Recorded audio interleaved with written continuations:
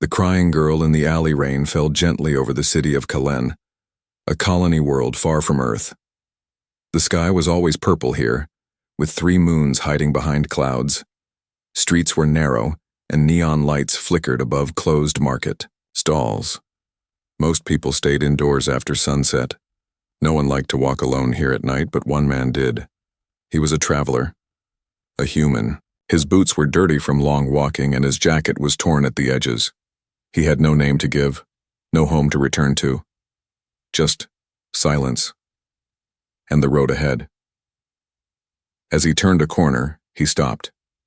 There, in the middle of a quiet alley, stood a small girl. She looked no older than 6.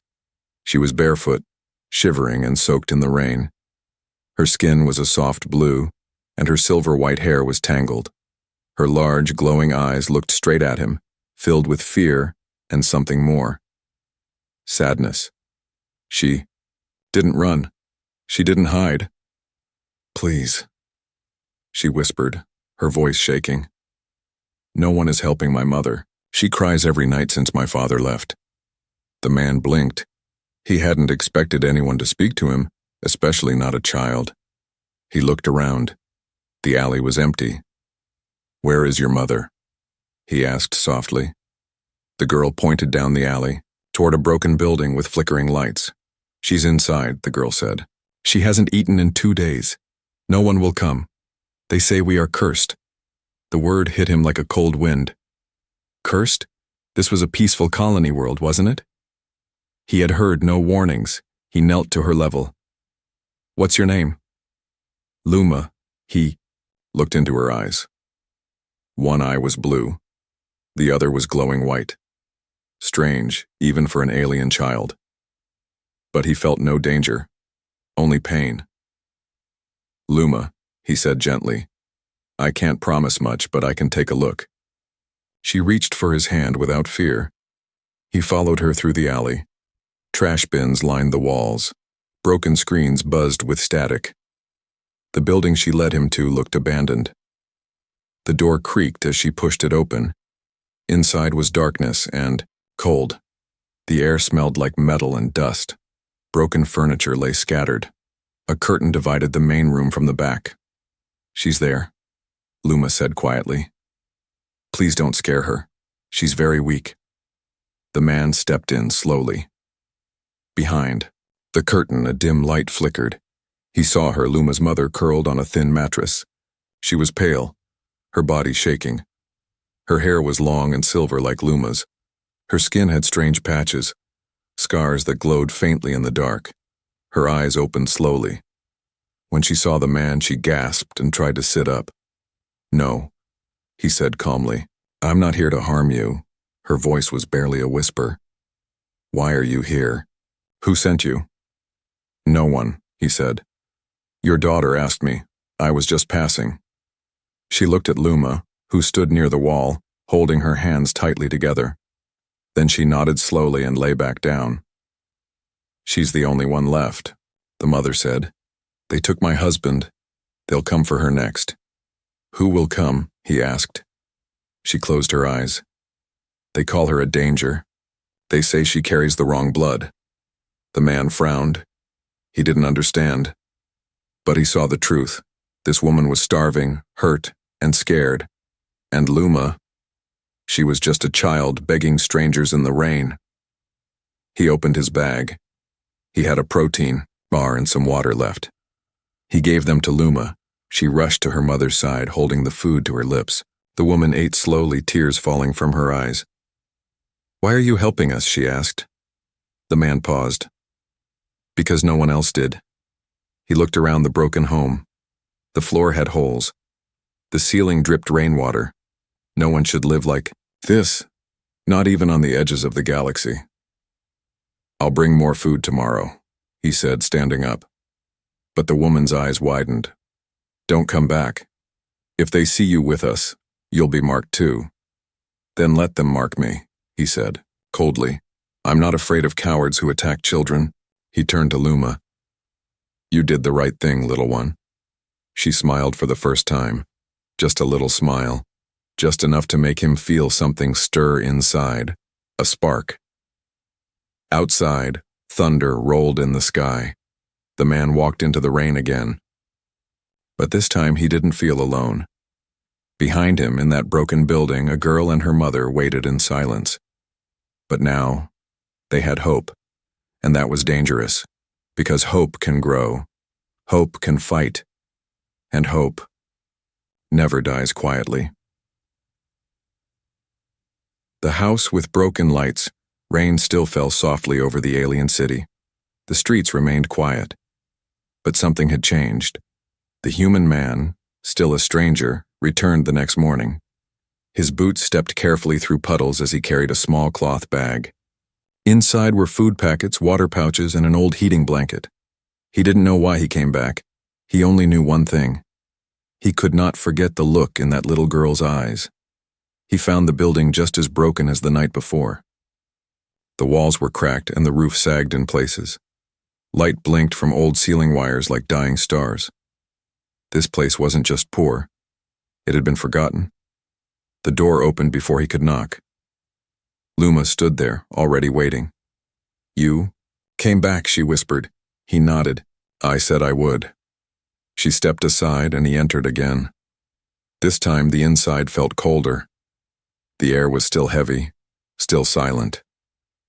The only sound came from the weak breath of the woman behind the curtain. "She didn't sleep," Luma said, quietly. "She keeps thinking someone will come." He handed her the food and the blanket. She hurried to her mother's side, lifting the woman's head gently and helping her drink. The man watched, but something bothered him. "Luma," he asked softly, "why is no one helping you? Where is the community? The neighbors?" Luma looked down. "They closed their doors." "Why?" She hesitated. "They say, we bring danger." The man frowned. "Danger?" Before Luma could answer, her mother stirred. She was more awake now, her eyes clearer. "He deserves the truth," she said weakly. The man stepped closer. "Tell me." The woman took a shaky breath. "My name is Soraya. My husband was part of an off-world Earth science team. They worked on something powerful. I didn't know what at first." "What happened to him?" the man asked. "He vanished. After that day, soldiers came. Quiet soldiers. Not from Earth. They said our family held something dangerous. Something inside our daughter." The man looked at Luma, who was now sitting quietly by the curtain, hugging her knees. "I don't understand. She's just a child." Soraya shook her head. "She's not normal. Her body holds coded knowledge, something her father hid inside her. Data, information, maybe a weapon. We don't know. They didn't tell us." The man felt a chill crawl up his spine. "They called it bioencoding," she continued. "They said the data is buried in her DNA and now they want her. Why not just take her? They're afraid. If they touch her wrong, the information could be lost. Or activated." The man didn't speak. He didn't know what to say. This wasn't what he expected. He thought he was helping a poor family. He didn't know he was stepping into a secret war. Then he heard it. A faint mechanical buzz. Outside, he moved to the window and pulled the curtain aside just a little. His heart jumped. A black drone hovered near the far wall of the alley. Watching, listening, silent, he pulled back quickly. "They've found you," he whispered. Soraya's hands trembled. "It's starting again." He moved fast. "Pack what you can. I'll take you both somewhere safe." "No," Soraya said firmly. "You can't take me. I'm too weak. I'll only slow you down." "But Luma..." She turned to her daughter. Her voice was soft but strong. "You go with him. Do you understand, little one? This man, he's not like the others. He stopped when no one else did." Luma looked up. Her lips trembled, but she didn't cry. She nodded. The man knelt beside her. "We'll get out of here, I promise." Soraya reached under her blanket and pulled out a small metal device. It looked like a crystal cube, but it pulsed with faint blue light. "This," she said, "is the key. Your father left it for her. It might unlock whatever is inside her. I don't know what it does, but someone will want it very badly." The man took it carefully. Then Soraya looked at him. Her eyes were sharp. "They will come for you now. You've touched our life. You can't go back." "I never had anywhere to go back to," he said quietly. The building shuddered slightly. The drone was still outside, but now others might be coming. Bigger ones. The quiet before the storm was ending. The man grabbed a blanket and wrapped it around Luma. She held the cube tightly. Soraya whispered, "Run to the metal yard, under the old mag bridge. There's a tunnel hidden there. My husband built it for escape." He nodded. "I'll bring her back safe, or I'll die trying." "No," Soraya said, her eyes full of tears. "Don't bring her back. Just let her live." Luma ran to hug her mother one last time. The moment was short but deep, like something final. Then the man took her hand and they slipped through the back door into the shadows. Behind them, the broken house with flickering lights stood silent. But not for long. The whispered threat. The city changed the moment they stepped out. Luma held the man's hand tightly as they moved through narrow paths behind the broken buildings. Neon lights flickered above, casting strange shapes across the wet alley walls. The man kept glancing over his shoulder. He knew eyes were watching, just not from where. The rain had stopped, but danger was in the air. They reached the edge of the district known as Deep Line. It was a forgotten place filled with junk, old machines, and shadows that whispered secrets. The buildings here leaned like they were tired. The people walking past kept their heads down and eyes away. The man stopped near a food vendor. An old, alien woman with moss-green skin and no eyes turned her head toward them. She didn't need sight to know who he was. "You shouldn't be here, human," she muttered. "That girl's blood is cursed." He tensed. "You know her?" The vendor's lips trembled. "We all know her. The one with the strange eyes. The child who makes drones hum and walls shake. She carries the fire of ghosts." "She's just a child," he said, stepping forward. The woman leaned closer. "Exactly. And they fear her for what she might become." He didn't wait for more. He pulled Luma close and continued walking. "Why are they afraid of you?" he asked gently.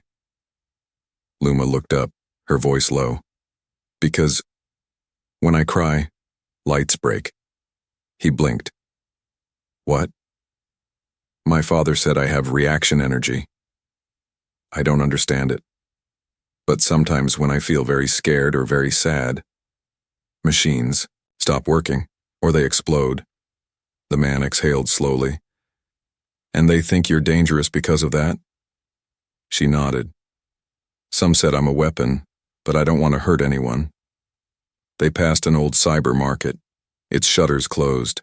The man noticed two strangers watching from a distance. One had a silver badge hidden under his coat. He didn't stop. Finally, they reached the metal yard. It was a large area full of rusted parts, broken ships, and engines no one used anymore. It smelled like oil and burned circuits. The mag bridge above buzzed with weak power. "This is it," Luma whispered. Under here, they reached the far corner where a stack of metal crates stood. Luma pointed behind them. He moved the crates carefully and saw a round hatch on the ground, covered in dirt and moss. A tunnel, just like her mother said.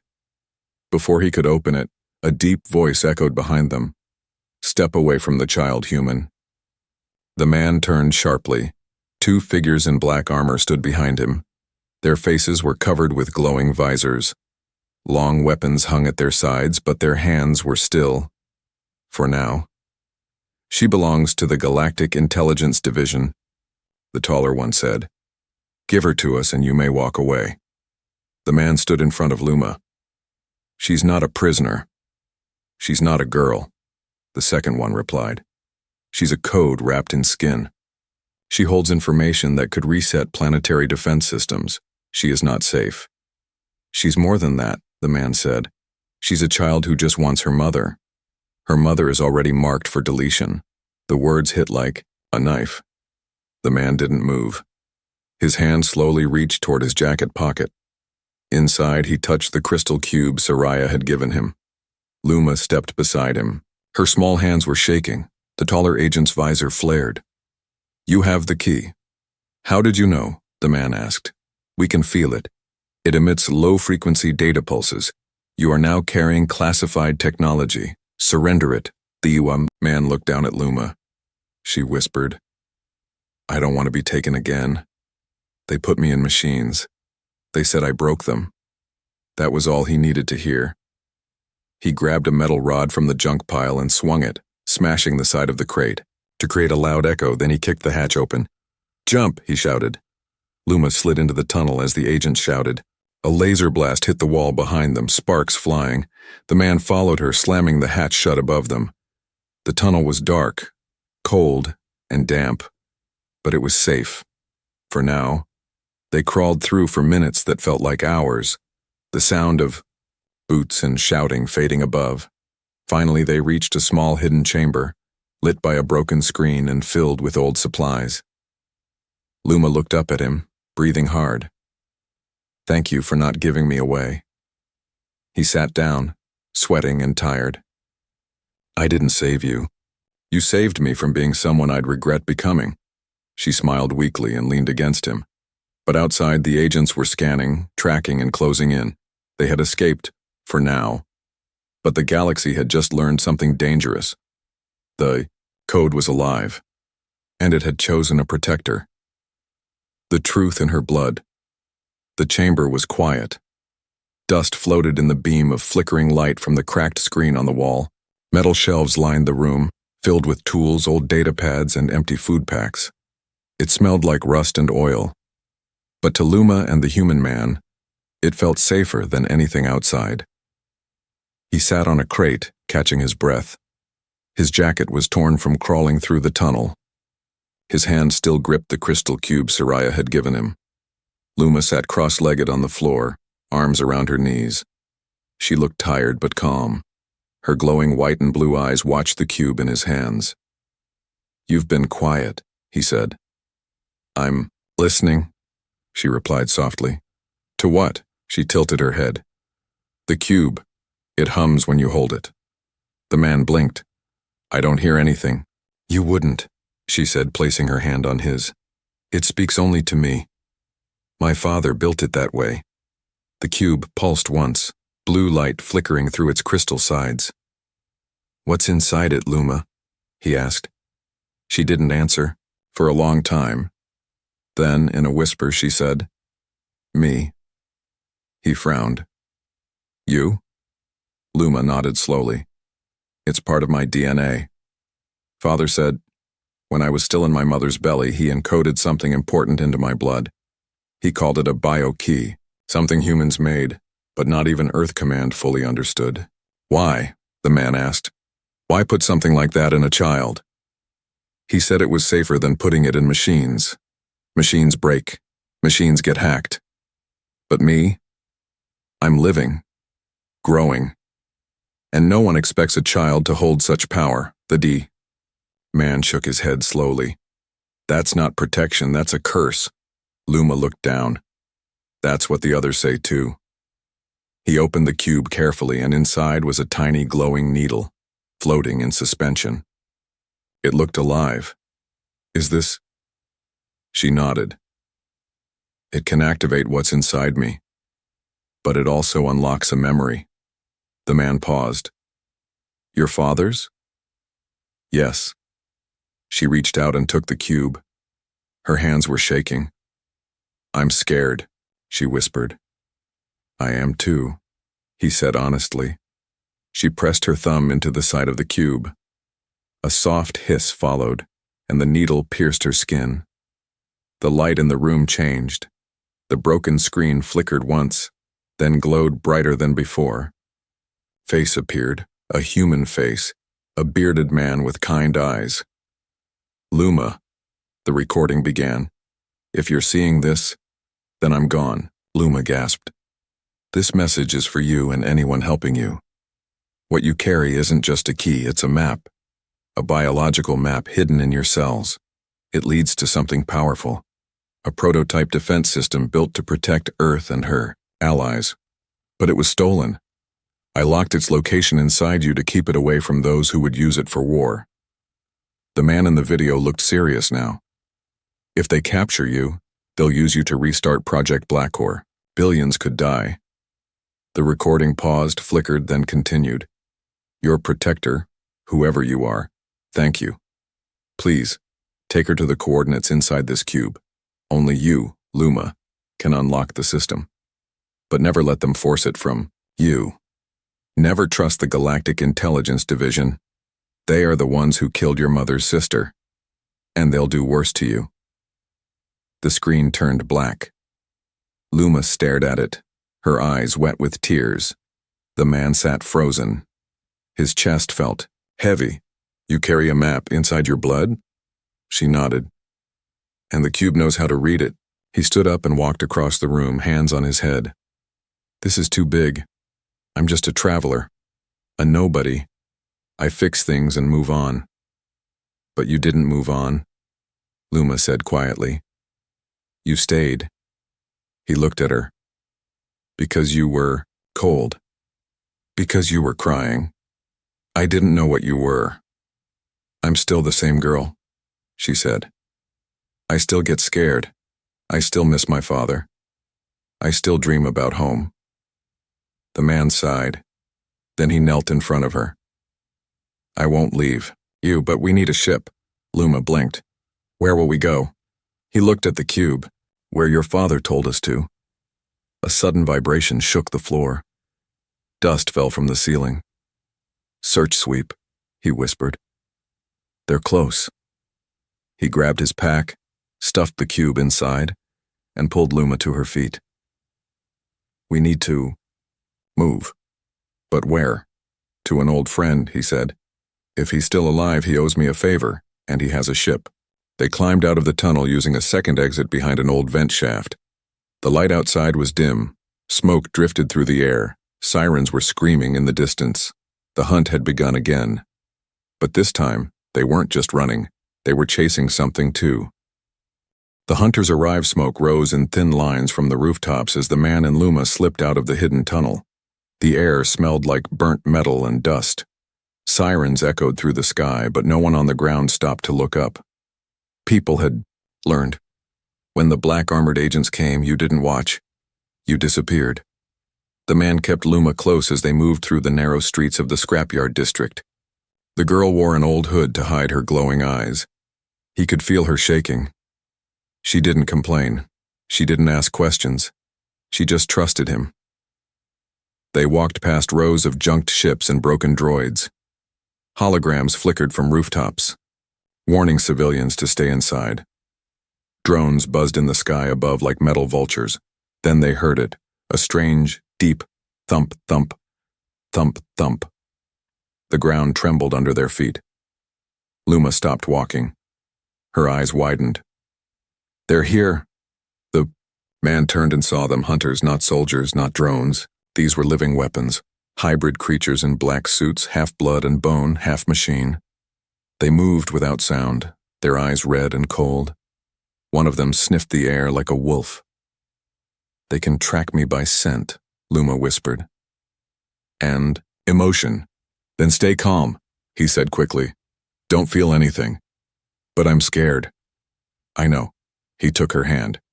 We moved fast. No stopping. They ran. Boots hit the ground. Metal clanged beneath their steps. The scrapyard twisted into sharp paths and tunnels. The man turned left, right, then ducked behind a collapsed shuttle. The hunters followed, fast, silent. One of them jumped onto a wall and scanned the area with heat vision. Another touched the dirt and whispered, They're close. I smell the code. The man tapped his wrist comm. No signal. Of course, he muttered. They're jamming everything. They reached a hidden loading dock beneath a rusted crane. He pulled out a small box from his jacket. Inside, an old card with a name scratched on it. Reeve, Sky Hangar 7. He hadn't seen Reeve in years. A thief, a pilot, a gambler. But he had something no one else did, a working ship and a debt. Reeve, the man whispered. You better still owe me. A sudden screech tore through the air. One of the hunters had found their trail. Go, he shouted, pulling Luma down a ladder into an old transport shaft. They slid down the metal pipe as blasts echoed above. Luma hit the floor first. Her knees were scraped. She cried out. One of the hunters landed behind them like a shadow with wings. Give her to us, it hissed. She doesn't belong to you. The man raised a broken pipe and stood in front of Luma. She doesn't belong to you either. The hunter moved like lightning, claws out. The pipe met its face with a loud crack, but the creature barely flinched. It grabbed the man by the throat and slammed him against the wall. Luma screamed. The lights in the tunnel blinked, and then something happened. The air grew warm. The walls began to hum. Sparks flew from the overhead wires. The hunter froze, confused. Luma stood up. Her eyes were glowing brighter than ever, white and blue, flickering like stars. Let him go, she said softly. The metal around them began to bend. The hunter looked around in panic, and then, boom! A power surge exploded from the wall panel. The hunter flew backward, screaming as its suit sparked and caught fire. The man gasped for air and stumbled forward. Luma fell into his arms. I didn't mean to, she whispered. It just happened. You saved me, he said, holding her tight. That's all that matters. He picked her up and ran. A few turns later, they found the hangar. A rust-covered door stood closed with a keypad. He typed the old code. Nothing. He banged on the door. Reeve, open up! Silence. Then a small voice came from a speaker above. Name the last drink we shared. The man grinned. Rotgut whiskey. 2 shots. You puked after one. The door clicked open. Inside stood a tall man in a flight jacket, messy hair, and glowing tattoos down his neck. Still alive, huh? Reeve said. Didn't expect that. I need a ship. Now. Reeve looked at Luma. What's the cargo? The man looked him dead in the eyes. She's not cargo. She's my mission. Reeve laughed. You've changed. No, the man said. This girl is going to change everything. Behind them, distant roars echoed across the scrapyard. The hunters were still coming, and now they were running out of time. The escape through the stars. The hangar doors slammed shut behind them. Reeve locked 3 different bolts, then rushed toward his ship, a worn-out but fast-looking vessel with burn marks across its silver wings. Tell me now, Reeve barked. Who's chasing you? The man didn't hesitate. Hunters. Black Division. Reeve froze for half a second. You serious? That's government death squads. They want the girl, the man said, pointing to Luma. She has something inside her. Data. A code. Her father hid it in her DNA. Reeve turned slowly toward Luma. You? What kind of code? Luma looked down. I don't know everything, but it's something important. My father said it could stop wars or start them. Reeve whistled low. Why does the galaxy always drop problems in my hangar? The ground shook beneath them. A red light blinked on Reeve's wall scanner. They found the hangar. Reeve said, running to the ship. No more questions. Strap in or get left. The man picked up Luma and ran up the ramp. Inside, the ship smelled like oil and engine smoke. Wires hung from the ceiling. The control screen buzzed with strange alien text, half-cracked. This thing still flies? The man asked. Barely, Reeve shouted from the cockpit. But it's fast when it wants to be. The ship roared to life. Lights flickered. The floor shook. Luma sat in a jump seat holding the cube tightly in her lap. Outside, the hangar door exploded. 2 hunters flew in with jetpacks, firing pulse blasts. Hold on, Reeve yelled. The ship's engine screamed, boom! They shot out of the hangar like a bullet, smashing through crates and fire. Debris flew everywhere. The sky above was full of smoke and blinking red lights. 2 black ships gave chase instantly. Luma's eyes widened. They're fast. Reeve grinned as he grabbed the controls. But I'm faster. The man sat beside her, tightening her harness. Are you okay? She nodded. Just scared. I'm scared too, he said. But I'm right here. Behind them, the hunter ships locked on. Missiles incoming, Reeve shouted. Do something crazy or we're toast. The man rushed to the weapons panel. Only one turret worked. He grabbed the controls and fired back. Bright blue bolts lit the sky. One missile exploded midair, shaking their ship hard. The second one missed by inches. Reeve twisted the ship through the clouds, diving between tall buildings and broken towers. Luma's hands gripped the cube tighter. It's glowing. Again. The man looked at it. Why? I don't know. It's reacting to the stars. Outside, they broke through the atmosphere. Sky turned to space. The stars looked sharp and endless. But so did the enemies behind them. 2 hunter ships followed, now silent and deadly. They're not giving up, the man said. No, they won't, Reeve agreed. Unless we give them a reason to. He tapped a panel above his head. I've got 1 warp crystal left. It's old, unstable, and might blow the engine apart. But it'll jump us across half the sector. Do it, the man said. Reeve nodded. All right, hold on to your hearts. He activated the warp.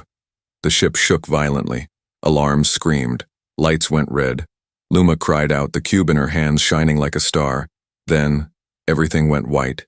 Time stretched. For a moment, there was no ship, no sound, no fear, just stars and silence.